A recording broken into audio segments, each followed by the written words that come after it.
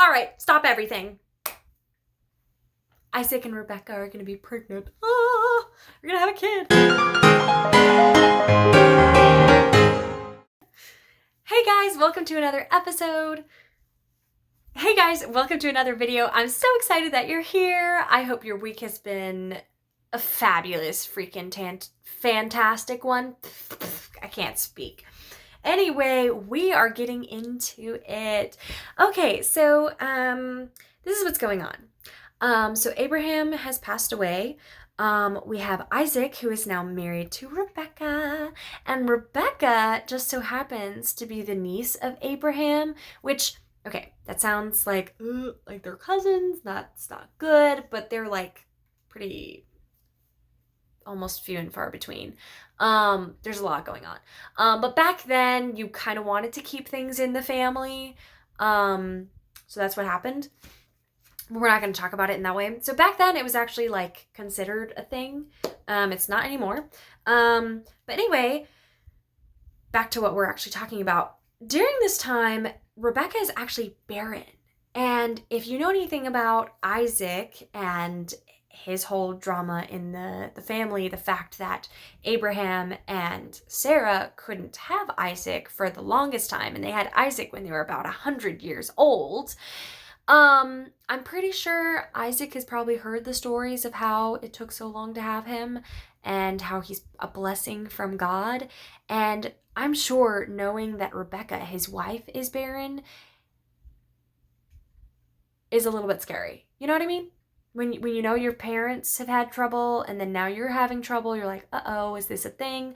But thankfully, that's not the case because Isaac is able to pray, and a surprising thing happens to Rebekah that kind of changes the game for the rest of history, honestly. Actually, it does, yeah. So let's just dive right into it. We're going to start into Genesis 25, starting in verse 19. All right, these are the generations of Isaac, Abraham's son. Abraham fathered Isaac, and Isaac was 40 years old. 40 years old when he took Rebekah, the daughter of Bethuel, the Aramean of Padan Aram, the sister of Laban, the Aramean, to be his wife. And Isaac prayed to the Lord for his wife because she was barren. And the Lord granted his prayer. And I lost my place. And the Lord granted his prayer, and Rebekah, his wife, conceived. The children struggled together within her, and she said, "If it is thus, why is this happening to me?" So she went in to inquire of the Lord, and the Lord said to her. Now, right before this, you understand the questioning? She didn't know that she had twins. So she's like, I was barren. The Lord is allowing me to have a child.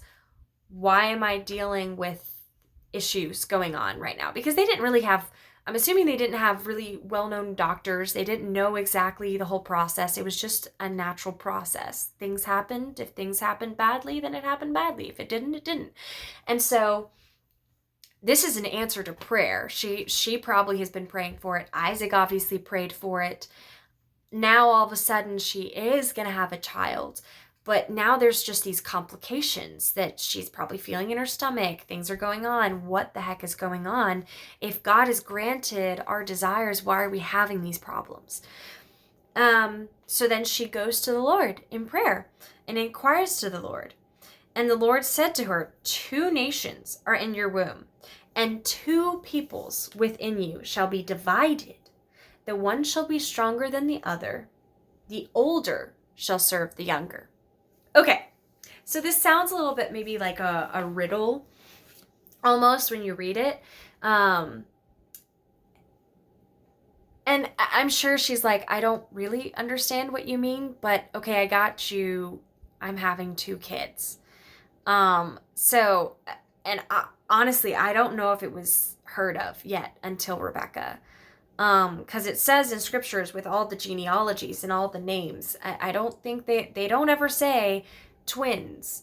I mean, maybe there could be, but this might be the first time that twins ever happen.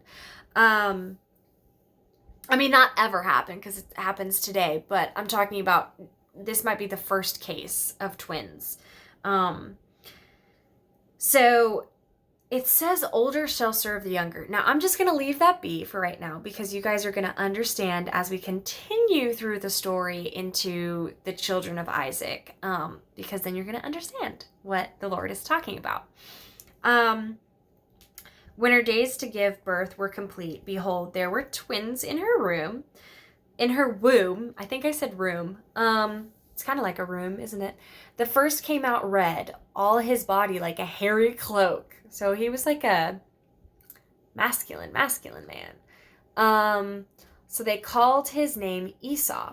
Afterward, his brother came out with his hand holding Esau's heel. So his name was called Jacob. Isaac was 60 years old when she bore them. Okay, so it says Isaac was 40 years old when he married Rebekah and 60 years old when she finally bore her first kids.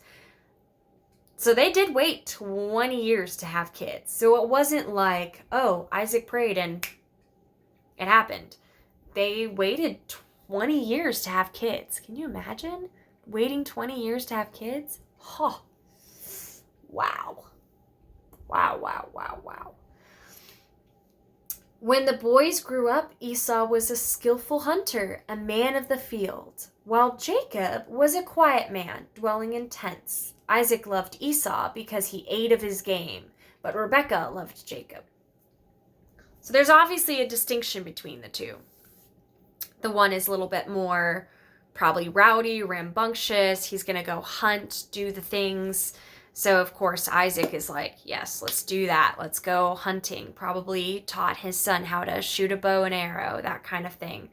Whereas Jacob is more of the man of the, quieter ways and probably, I don't know, probably not the gardening or anything, but keeping of the flocks maybe, or keeping, overseeing things. Maybe he's...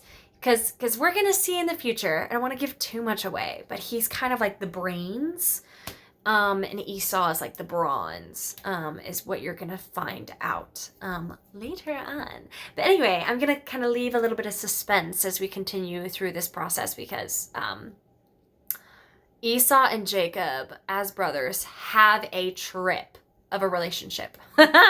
There's so much drama, but it's so true. Like, as kids... I mean, if you have any siblings, I think you'd kind of understand the whole brother-sister or brother-brother or sister-sister relationship. It's a ride, but it's fun. It's a love-hate relationship sometimes. Anyway, love you guys. So excited to dive into the next videos and dive into what's coming next.